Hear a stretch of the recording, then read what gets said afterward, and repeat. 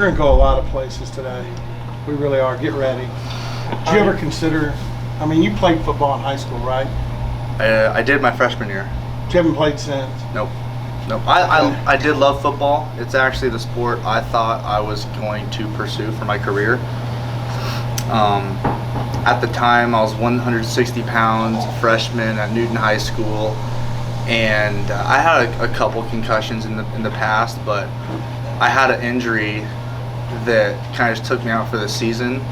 I got a nice scar in here, actually. It cut all the way through to my knee, and I was done.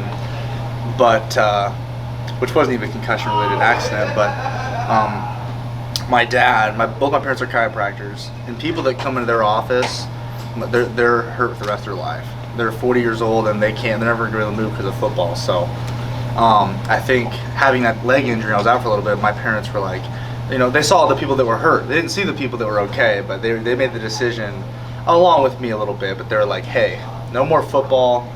But I include this story in it because my wrestling career, I started wrestling when I was 5 years old.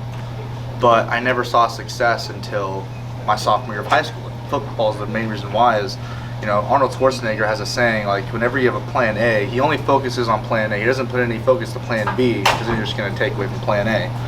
And so, you know, I had two focuses, wrestling and football. In my freshman year, I didn't even qualify for state in wrestling. And sophomore year, you know, everything after that, for football, it was all wrestling. You know, fast forward to sophomore year, I took second at state. I went from not even qualifying to becoming a runner-up. And I realized in that 1 year how much I can actually get good at wrestling if I just focus on wrestling and nothing else. So I don't like to say I wasted years of wrestling, but there was a good 9-10 years where I wasn't focused. Where if I would have started when I was younger to focus on wrestling and not have done football, might have developed a little bit faster. But at what point did you most physically develop in relation to when you went from being okay in wrestling to being successful? When did those develop the most? I was really a late bloomer, so I went from 160 to 182 to 195 to 220. And my college career for the past 5 years, I've consistently gained about 7 to 8 pounds a year, give or take 5 to 7, I'd say. So it's really just been pretty continuous. Like, I saw pictures of me wrestling my sophomore year of college, and I've never been this big than I am now. I've evolved and gotten bigger, but I mean, the biggest jump was probably from sophomore to junior year. I got a little taller. I grew to 6'2", and it's just been consistent hard work of lifting ever since then. How are you doing, health-wise, right now? Doing good. Feeling great. Wrestling great. No worries at all. Was that a scare? Was that a scare? A little looking bit. At your face on the mat. Injuries are a scary thing, and you know, when you get in a situation where, you know, for example, there's wrestlers that have torn their ACLs, and the next season comes around and they hit one practice, and you know, something happens, like they're good, like they just know it. And so, sometimes you feel something, you're like, man, that could be the same thing. And so I think it's more of it was the scariness, because in that moment, you know, adrenaline's pumping, you know, so you're feeling a certain type of way, but yeah, we're good. Just going back, I assume you went back and watched that match. How did you feel about how it played out? I think it was a great mental test as well as a physical test.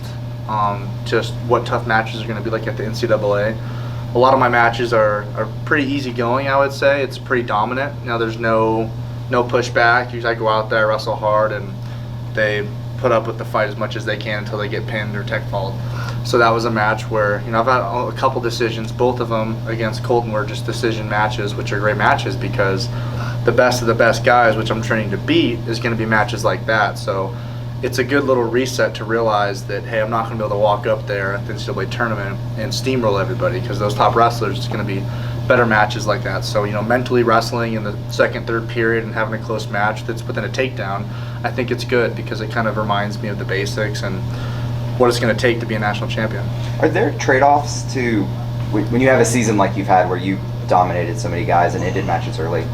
On one hand, it gets you a good seed and puts you in a good spot to accomplish your goal, but on the other hand, you don't have as many experiences going the distance, and you might find yourself in those situations. Yeah, I mean, there's pros and cons to everything. You know, on the pros, you know, I've wrestled a little bit less. You know, maybe my body's not as worn out.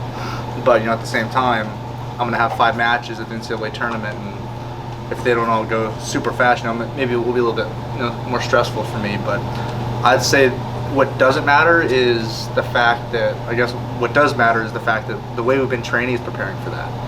You can practice, but having practice in competitions really makes it work. We can drill single legs all day here, but if we can't go out and practice it and do a single leg in a match, it doesn't really matter that much. So we've been training and preparing as if it's going to be a tough tournament. And it's going to be a bunch of 7-minute matches. Ideally, is that probably going to happen? Probably not. The first one might be closer, but we're training as if it is. We're training for worst case scenario, so we're prepared for that. So whenever we go out and compete, and I wrestle, first period fall, first period type fall, whatever, it doesn't really matter, because I'm not getting my work in there, but we're still getting that work in here. So I all those matches where I pin people, I'm prepared to wrestle a full match every single time. It just happens that I beat them a little bit faster. You mentioned after the first time you met him here that you have a great deal of respect, and you've wrestled Colton a lot. Did you come across each other at all after the match in Tulsa? And the only reason I ask that is the look in his eye after you being down there for the injury time. He looked concerned for you, almost like, and I've known this guy a long time. He's a competitor. I'm worried about him. Did you talk to him afterwards at all? Really briefly, actually, on the podium. He just wanted to make sure I was all right. He's like, "Hey, okay, you're all right." And I think it's important at this level that some people take it personally. Wrestling as a thing of life, like it's, especially smaller weights. They're mean mugging them because they're trying to mentally do that stuff. I think at heavyweight, for a lot of the guys I know, including Colton, it's like we have a good switch. I'll talk to him. We're buddies off the mat, but we wrestle. We know it's business. He might have been a little concerned or something. I know for me, like whenever I've heard a couple guys, not on purpose, but I was wrestling Ohio State at Las Vegas, and I heard him, and that's the last thing I want. We want good, hard wrestling. That's what we compete for. I love great wrestling. I can have a great match, battle with a guy. You see those best matches. That's the ones where the guys, they stand up, same in UFC, they stand up, they give each other a big hug, and they're like, I respect you, because we can go out and we can go toe-to-toe, and we will compete with each other. That's all we want is good wrestling. That's why we do this sport. So I think we have that mutual respect amongst a lot of us big guys, and it's just like, I don't want to hurt anyone. I want to wrestle a good match. I want to win fair and square. I don't want to win by injury or anything, and I don't think he feels the same. I do think he feels the same way. We want to earn it, and we're not out here to hurt each other. We're just here to compete against each other. So, Wyatt, how much has just in 1 year David's philosophy and coaching, style helped you? Yeah, it's been not just Coach Taylor, but all the coaches. I got 5 new coaches that are able to give different perspectives, and I've learned a lot at Air Force, and we did bring in other coaches, and I did benefit a lot from that.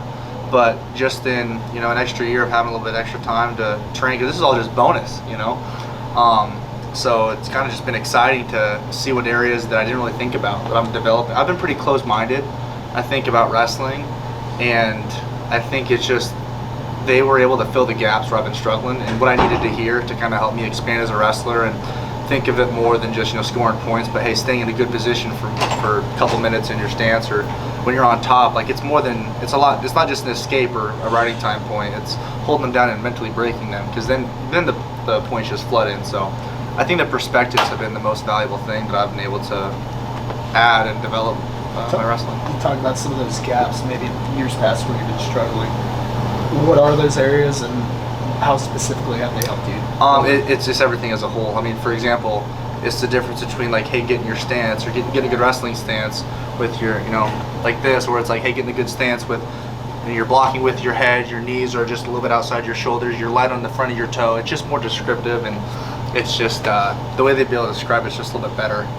I'm a big, I like to give examples of stuff, whenever I do. I'm like, I'll compare wrestling to football sometimes, just make it easier. And their language of just explaining stuff to me is clicked. Go ahead. I only ask this because I don't know what your Air Force requirements after this entail. But what does life look like after this is over for you? Yeah, so I'm in the WCAP, the World Class Athlete Program, the Air Force WCAP program, and I will be wrestling up until the 2028 Olympics. So they did approve me to wrestle in college because I had eligibility. But let's say I didn't have eligibility. My WCAP career would look as me just choosing a regional training center to train at, go to tournaments, ranking tournaments until 2028 Olympics. And so that's what I'll be doing the next 3 years. But I was just able to get that bonus extra because I was able to say, hey, this wrestling in college is a big deal. Wrestling in NCAAs is it's a hard thing to do. It's really competitive. And so they kind of understood that this is going to help prepare me for 2028. So I was able to kind of bargain a little bit like, hey, if you guys let me do this, it's going to pay dividends because I'm going to get to wrestle in college. I get to face these best guys in the country, and I get to face an Olympic champion. It's going to help develop my wrestling. So it really played in perfectly. But I'll be staying here for the foreseen future to stay and wrestle for Pokes Wrestling and just keep wrestling. I don't want to get super personal, but did anything that's been going on at Tinker affect you in any way? No, I have no what's going on at Tinker. Why Federal cutbacks. Oh, no, I'm good. Okay. why did you end up going to the Air Force in the first place, and when did like at what point in your life did that become something that you were serious about, I guess? Yeah, I actually never thought I'd ever want to go to the military at all. Really just because I think people go to, the only thing they think of, especially my mom, is war, fighting, and they don't realize it's a lot more than just that. And so when I actually got my letter from the Air Force Academy, I actually threw it away. But my dad, being in his bedroom, heard me say Air Force, and he came screaming. I've never seen him run so fast in his life at 50 years old, but he came sprinting in. It's like, wait, you heard me say Air Force Academy? Did you say Air Force Academy? I'm like, yeah. I'm like, what about it? He's like, what happened? I'm like, oh, I got a letter, I threw it away. He's like, yeah, get it, let me read it. And he grabbed it and looked at it. And the backstory on this is my dad wanted to go to the Naval Academy. But he has an eye disease, so he could never get in. But he knew everything about it, and he was just a wealth of knowledge that he's known all this stuff, but he didn't know I wanted to really do it. I didn't really know I wanted to do it. He didn't know there was an opportunity to do it. Then I read the letter, and he's like, do you know what this is? I'm like, no. And he's like, dude, they want you to come to the Air Force Academy. Do you have any idea what this means? And I'm like, no, obviously not. So over the next year or two, I kind of understood, it's not just they throw you a rifle and you go out and, there you go. It's a lot more than that. There's a lot more value than he is for a lot more stuff, just, here in the U.S. especially. So I think after that, my junior year, because I actually came and took a visit here, an unofficial visit, because I was going to come to Oklahoma State University. But then I realized, hey, I want to serve this great country. I want to be a part of something bigger than myself. At the Air Force, it was Big 12 wrestling. It's a world-class education. It's a guaranteed job. And the reason I'm saying it's kind of why I wanted to do it. I'm like, this is amazing. I'm looking at my life in 10 years, and that's what I want. And this is the path to take. So I chose the Air Force Academy. Dustin Plott said he didn't look at his bracket. He hadn't looked at his bracket yet. Have you? Yeah. I don't really. Yeah, I think I can look at stuff and just understand it. So there's a good in some people. Like, for example, I know myself sometimes. If I take a to-go box home full of, a couple pieces of cake, couple cookies, I know if I bring it home, no matter how much I tell myself not to eat it, I'm going to eat it. Yeah. Exactly. So, I think sometimes. Me too. Yeah, there you go. See? Big heavyweights got to stick together. There you go. Sometimes a lot of guys, and Coach Taylor told us about this, just nothing we don't know, but just to refresh us, like, hey, make sure we're not looking at the bracket, trying to I want to wrestle this guy's going to win and do this. Some people, they get a deep dive, they overthink, and it's not good. I can kind of look at it, really just because I'd rather not overthink of thinking what's to happen. I'm just like, hey, if I can look at it, I can absorb it, and I'll be like, I'm not going to change the way I wrestle based off of my first round match, second round match. So I know myself, so I can do that. But maybe some guys, it's they just don't want to know. I know Caleb Fish didn't want to know, and we were sitting down and someone texted him like, oh, congratulations on the 12th seed. We were studying for a test last night, and he was like, oh, shoot. I'm like, what? He's like, someone just told me. Because I was like, do you want to know? He's like, no. I'm like, all right, I didn't tell him. But yeah, so now he knows, I guess. But I don't mind looking at the brackets. It doesn't really change the way I train, it's not going to affect anything. Pretty much know all the players anyway. Yeah, there wasn't like this. There's no really new surprises. Mysteries? No. I kind of knew the top wrestlers. I've been preparing this for quite some time. So. All right, thanks.